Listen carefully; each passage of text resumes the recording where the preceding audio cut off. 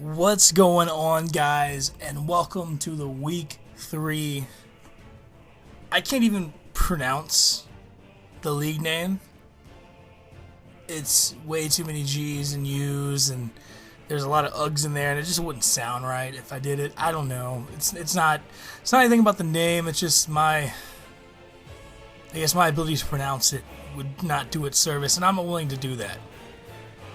Would tarnish the buffalo. So I'm just going to call this Week 3 of the hunt for the great white buffalo. This is our podcast. And I'm not going to lie, boys, it's been a rough go of it the last week.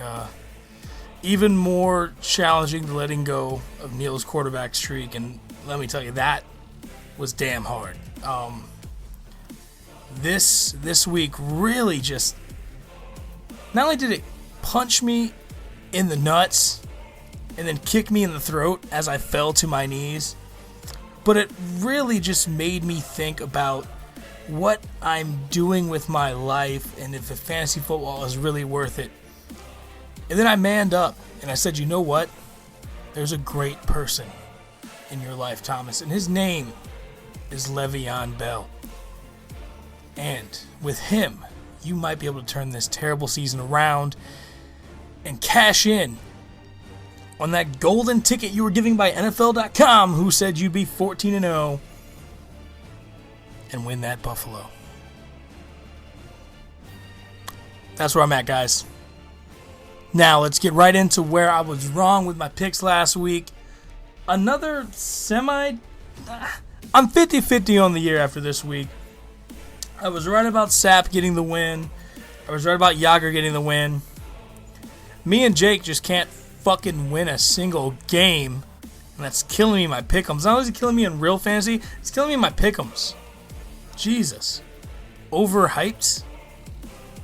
And then I was right on Carter's win. So 3 of 2 this week, 2 of 3 last week, 5 and 5. 5 and 5 is not bad unless you're in a 10-team pick'em league. So 50%, batting 50%. And honestly, I'm not too worried about it. That's what fantasy football is, guys. It's a guessing game. Unless you are a non-convicted fantasy rapist like EGGGHGHGHUUGH is. And he's just walking the streets out there, and we're letting it happen.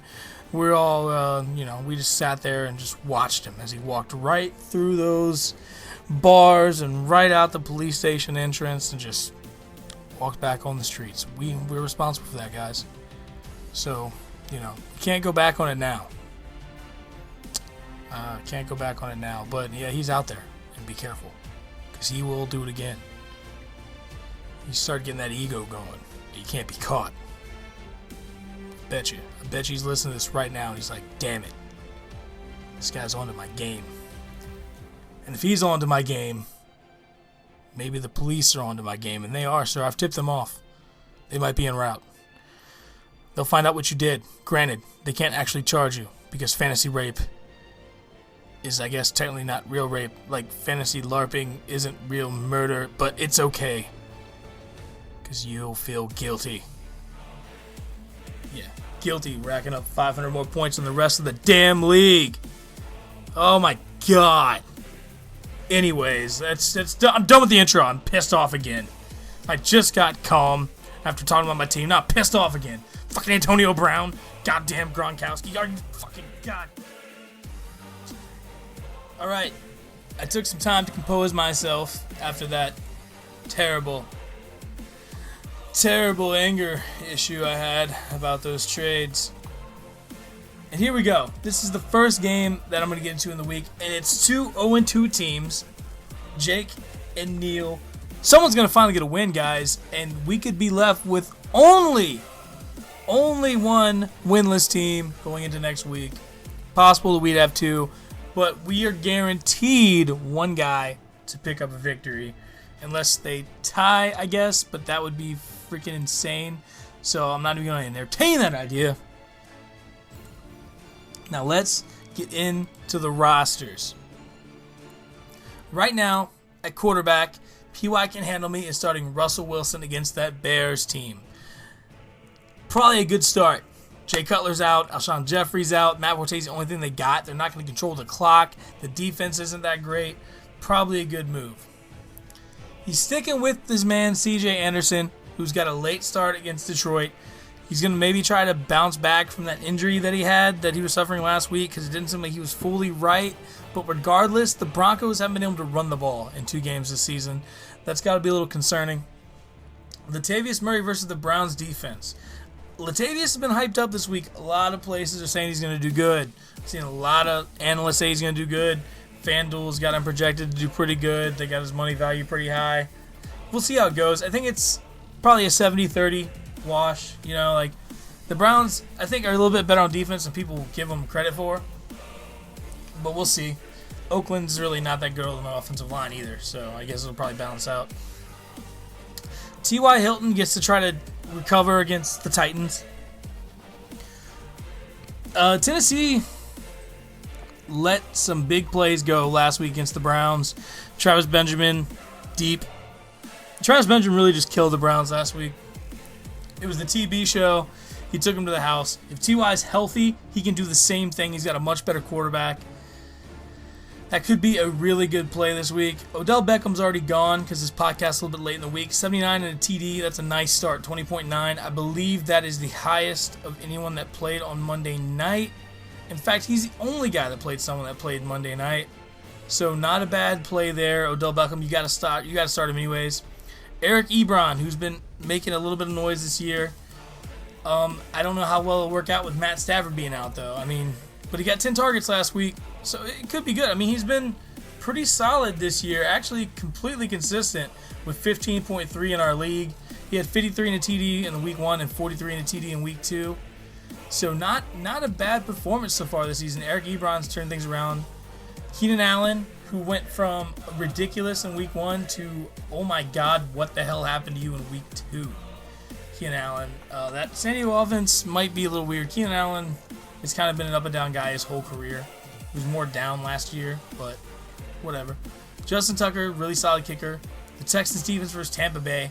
That could go either way. Tampa Bay's offense, they got a lot of weapons. I know they lost Austin Seferian-Jenkins, but that didn't matter last year, and people were putting up a lot of passing yards with Mike Evans and Vincent Jackson. In terms of the bench play, there's really no one that sticks out too much. He had Andre Williams play last night, 29 in a TD. That was an awful game except for the TD. Gurley's still questionable. I don't think they have an actual definite timetable on his return yet. But he was splitting reps on Friday, so he could be back next week, and our number 1 pick in our fantasy draft could be on the field this week. It could be a momentous occasion for all. Drop the streamers and drop the confetti. We will have a party for when Todd Gurley gets 8 points. And now we look at always late Scramarty. Matt Stafford, who's probable this week. I've heard that he's going to play, but who knows? Matt Stafford is kind of turnover prone when he's healthy. I can only imagine how turnover prone he's going to be when he's injured. DeMarco Murray, bold starting him. That is, that did not work out in terms of trades so far this week. I think DeMarco has, let's see. DeMarco has 11 more rushing yards this season than I have. Yeah, I'm just going to leave it at that. Let that soak in. Marshawn Lynch, always a beast against that Bears defense. It's a good matchup. Jeremy Maclin versus Green Bay. Solid. Demaryius Thomas versus Detroit. It seems that Peyton Manning's demise has been greatly exaggerated. His arm is definitely weaker, but it's not seeming to stop these guys in terms of fantasy value. Demaryius is still a solid weekly play. Greg Olsen, you would have thought that he'd do more this season with, Kelvin Benjamin on the bench so far, not really doing anything. But you got to figure that's going to change at some point as the top option. He had 14 targets for 70 yards. Solid game. Just he hasn't really been blowing people away with his numbers. Jordan Matthews put it together late again. The guy, he's been good. Solid 20 points. I don't think he'll do as much against the Jets, but you never know. That might become a pass-happy game. Steven Hauschka And the Bills defense, Miami. They're a great defense. Miami's a mediocre offense. We'll see how that goes. It could go against them. I mean, they just let the Patriots put up 30-something on them last week, so we'll see how the Bills are doing this week. In terms of the bench, you got Joe Flacco, who will probably outscore Matt Stafford this week. Want that streak to come back. Solid options on the bench. All about the same tier of guys. He had taken Jamison Crowder, who played on Thursday night, 45 and a 2-point conversion. So a very mediocre game. The 2-point conversion makes it look a little bit better. In terms of projections, I'm gonna go with Neil. Always late to Cromartie. Just because when I look at Jake's roster, and I've been awful in terms of picking, so this will probably go against me because that's how it's gone so far this year. But a lot of his guys are very hit or miss. C.J. Anderson, T.Y. Hilton, Keenan Allen. So he could very easily be the second highest scoring team in the league, but he could very easily put up 86, which is still higher than what I scored last week. But he could very easily put up 86 based on his guys' performance. So I'm going to go with Neil, always late to Cromartie. In terms of projections on NFL.com, they have it going to Neil too, 148 to 143. So NFL.com agrees with what I'm thinking. A slight margin in Neil's favor. We'll see how that plays out. For our third matchup of the week, it puts the Hitmen versus Slap and Pickle. Hitmen's coming off their first win of the season, while Slap and Pickle's trying to rebound after their first loss. Slap and Pickle's hoping that Andrew Luck can bounce back because he's had a bad start to the season. Not something you'd expect from a player of his caliber. He was also burned last week by Jeremy Hill's fumble problems and Carlos Hyde's injury. And the 49ers were getting smacked so much that it didn't even make sense for them to put Hyde back in. Sammy Watkins is also to a slow start, being affected by the Bills' quarterback play and I guess their personnel shifts. He's just not getting the ball as much as you'd like. Devontae Adams has not blown up like people thought he would after the injury to Jordy Nelson. He's got limited participation this week, but it looks like he's going to play. Travis Kelce plays in the Chiefs' offense and has a tight end. He's not going to score every single week. He's not Rob Gronkowski. DeAndre Hopkins, very solid guy. Just another guy that's not benefiting from the quarterback play. Ryan Mallett is not, I don't know. Brian Hoyer wasn't good enough. Ryan Mallett might be a little bit better. Hopkins did score from a Mallett throw last week, so it's possible that Mallett targets him a lot more. We'll see how the quarterback shift works for DeAndre. Arian Foster's getting close to practicing when it comes to the bench, so pretty soon Arian will be able to get back in there. Dez is going to be out for the foreseeable future. Tony Romo is now on the injured reserve. Not much in terms of possible bench shifts. Duke Johnson not really getting the carries enough. Coleman is a risky play at this point, especially with Drew Brees out for this week. Michael Floyd's the only guy. Maybe throw in there Carson Palmer if you're not feeling like Luck can get it done, but it's Andrew Luck. You can't just bail on him this quickly. But in terms of who he had on Thursday, he left Shane Vereen on the bench, which worked out. He only had 23 rushing yards. And now let's take a look at the Hitmen.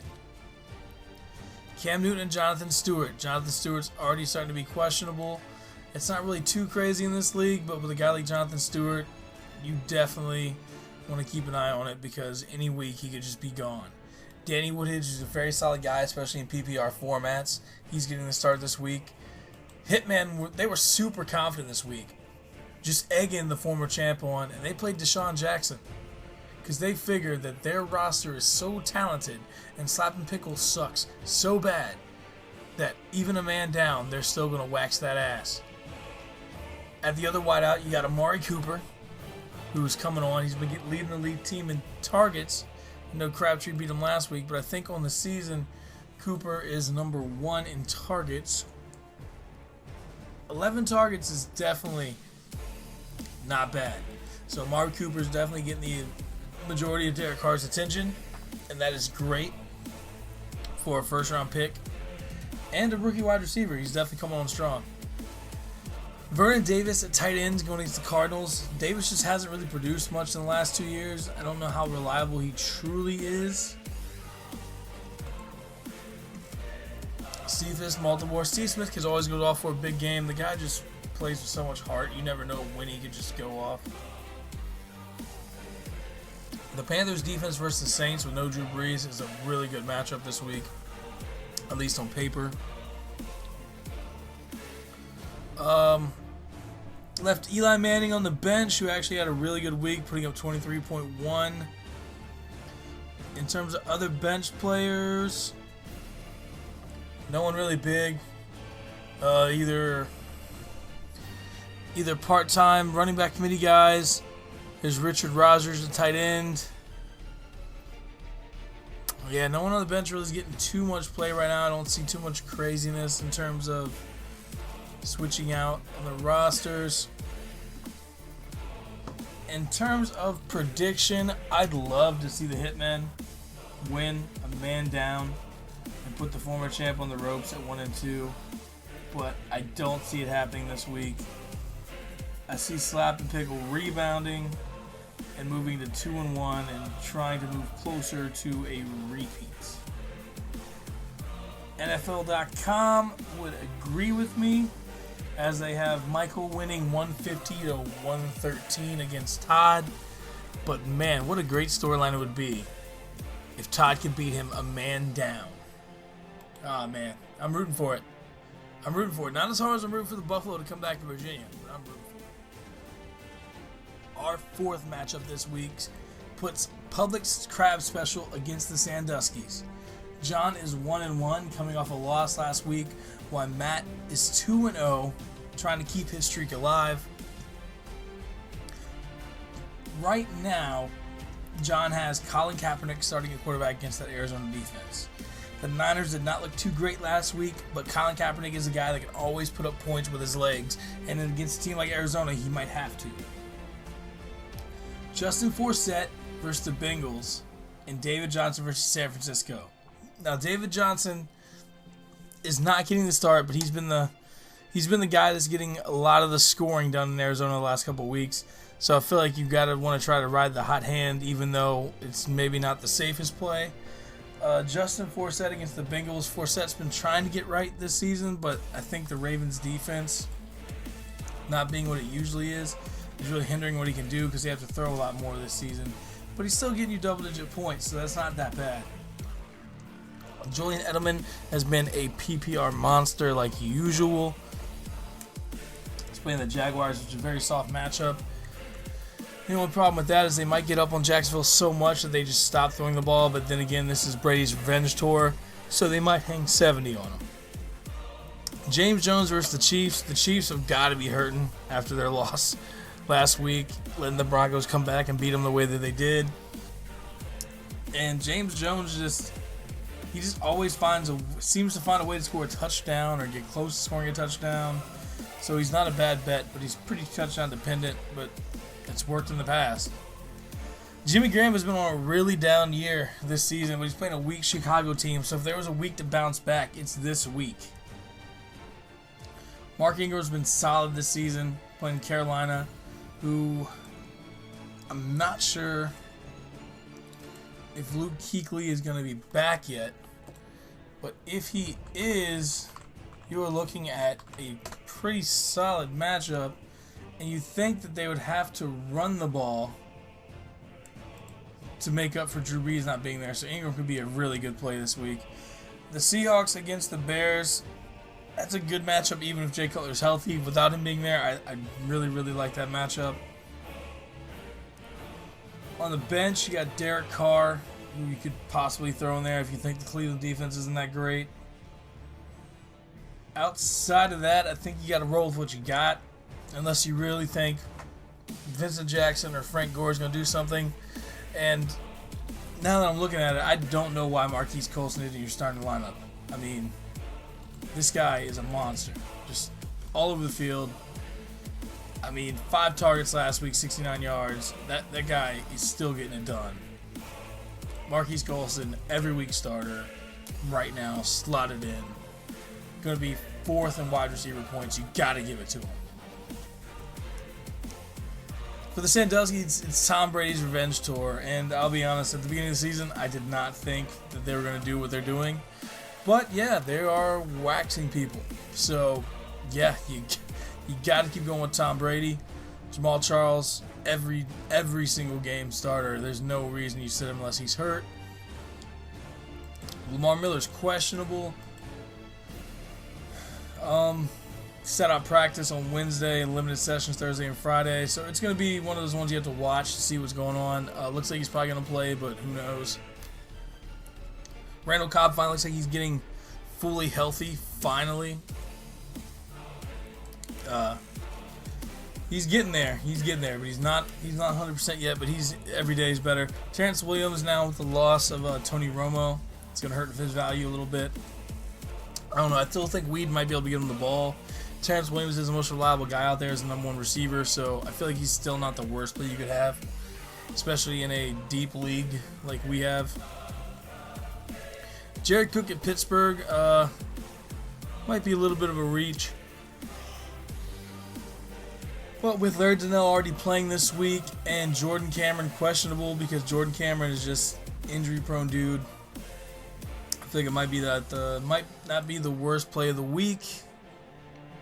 Mike Wallace against San Diego. It's a little bit of roll the dice. Blair Walsh, another kind of roll of dice. You got to hope the Vikings score points. And the Broncos defense versus Detroit. The defense has been pretty good this season. They're not stopping everybody, but they're definitely doing enough to score points in terms of turnovers and all that stuff. On the bench, you got Michael Crabtree and Sam Bradford. Bradford had an awful performance last week. Crabtree blew up, but you still got to see a little bit more before you trust him. D'Angelo Williams going back to the bench. Travis Benjamin, who's just been tearing things up the first 2 weeks. You got to wonder if he can keep that going. Devontae Parker. Apparently reports are Philbin's starting to warm up to him. Likes him. So that's good progress. Outside of that, most of the guys on the bench are either physically unable to compete, inactive, or on the injured reserve list. For Pick'em, I'm going to go with the Sandusky's. I think Brady's going to put up a lot of points on that Jags defense. And I wouldn't be surprised if Randall Cobb has another really nice game. I think those two alone might be able to carry it. I think Sandusky's go to 3-0. John goes to 1-2. In terms of NFL.com's projections, they got John slated to win right now by 10 points at 156 to 146. We'll see how this one plays out, but I got the Sandusky's if you're putting a gun to my head. Let's get on to the last game.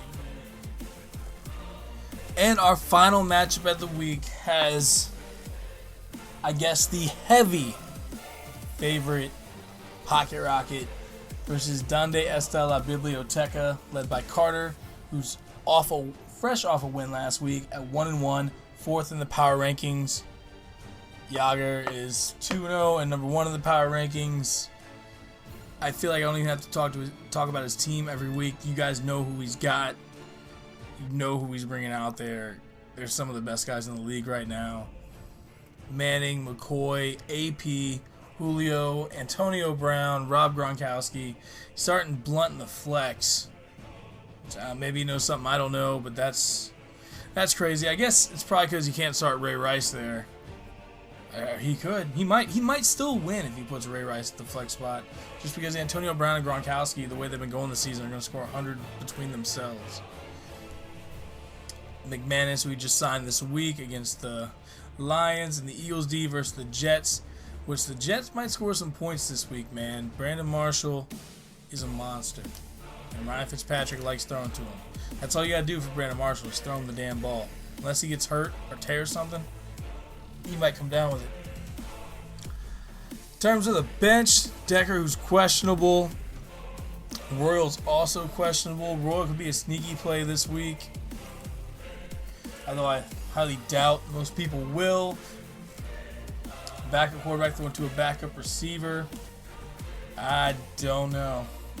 It'd be a risky play, but it could be one of those big FanDuel reward plays where Eddie Roll takes a screen pass 80 yards to the end zone. Ryan Tannehill's on the bench. He had Alfred Morris go last night, but he only got 19 rushing yards in a game that looked like he might be getting phased out as the number 1. 6 carries, so we'll see what happens to Alf. I'd be surprised if they move him that far away, but who knows. It was also a game where they were down the whole time, and Alf isn't really a guy who gets a lot of the receiving duties, which went to Chris Thompson. So it depends on how much you want to read into that. Alfred Morris is going downhill. Outside of that, it's just kind of future guys or guys that are suspended or injured. You guys know who he's bringing, man. It's the same guys. It's going to be the same guys. Now let's look at Donde Está la Biblioteca. Aaron Rodgers, Matt Forte. Strong 2 right there, building blocks. They can get you where you need to go, depending on what happens. Doug Martin, he's running with more purpose this season. From what I've seen, he's running better. He looks a lot better just in terms of a running back.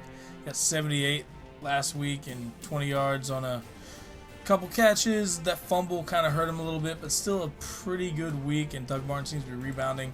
Last year with Doug Martin, you would have killed to have 78 yards rushing. Emmanuel Sanders and Larry Fitzgerald. Fitzgerald blew up last week. You definitely cannot not expect that production, but Emmanuel Sanders, 87 yards, a touchdown. That's definitely inside the realm of possibility. 2 TDs. It really depends on how the Broncos offense is going. Last week, it was a perfect storm. They were getting rocked, and Emmanuel had to catch some balls. Max Williams from Baltimore hasn't really shown flashes yet. In fact, his backup, Crockett Gilmore, did a lot more last week. In fact, he had almost 4 times the snaps to Max Williams. Amir Abdullah in the flex. Amir Abdullah is a guy who could take one to the house at any time. So you could always be rewarded by having that guy in your lineup. Bryant kicking against Dallas. The Falcons could score some points against that team, especially because Whedon starting quarterback. Could be some easy picks, be some nice easy chip-in field goals or some extra points if they run the score up. And the Steelers defense versus the Rams. I guess that really depends on what you feel about Nick Foles and that receiving core. James Starks could be getting the start this week. You got to monitor that situation. If Lacey sits, you could play Starks. I mean, he got 95 last week against the Seahawks. Cesar Shorts hasn't done much this season. Julius Thomas is still out. Anquan Bolden's a guy that you could always roll the dice on and play. Devonta Freeman is a guy who's going to be getting the start due to Tevin Coleman. Jesus, I just realized that all my handcuffs are on Carter's team. That's crazy. Yeah, Marcus Wheaton, who really hasn't produced the way people wanted with the Martavis Bryant's absence. All that production really went to Darius Hayward-Bay, which a lot of people didn't see coming. I gotta go reluctantly with Yager this week because that team is just stacked. I mean, unless something happens, someone gets a plan as a starter or someone gets a season-ending injury, I mean, that team is just gonna score close to one. You're gonna have to score damn near 180, 190 to beat him this season, and that's just super depressing. So yeah, I'll go pocket rocket in this game. They go to 3-0. They probably put up another 190. Carter drops to 1-2. In terms of NFL's projections, they say Yager's going to take it by 43, 184 to 141. That's pretty much it, guys. Yeah, here we go. One more week of fantasy. Let's see what people can do. A couple things are going to change. Le'Veon Bell's coming back. Romo's out. Drew Brees isn't playing this week, so a couple big names sitting on the bench. Alshon Jeffrey's still gone. Matt Stafford's dinged up. So a lot of variables this week. Anything can happen. Just short recap of the picks. I got Always Late to Cromartie over PY Can't Handle Me. Turned Down for What over Bout That Action. Slap and Pickle over The Hitmen. The Sandusky's over Publix Crab Special. And Pocket Rocket over Donde Está la Biblioteca. I hope I'm wrong on a lot of these games. If I go 0-5 next week, I'm not going to be a bit upset. And these picks are not in any spite or ill will towards anyone. That being said, I leave you guys with this tribute to a real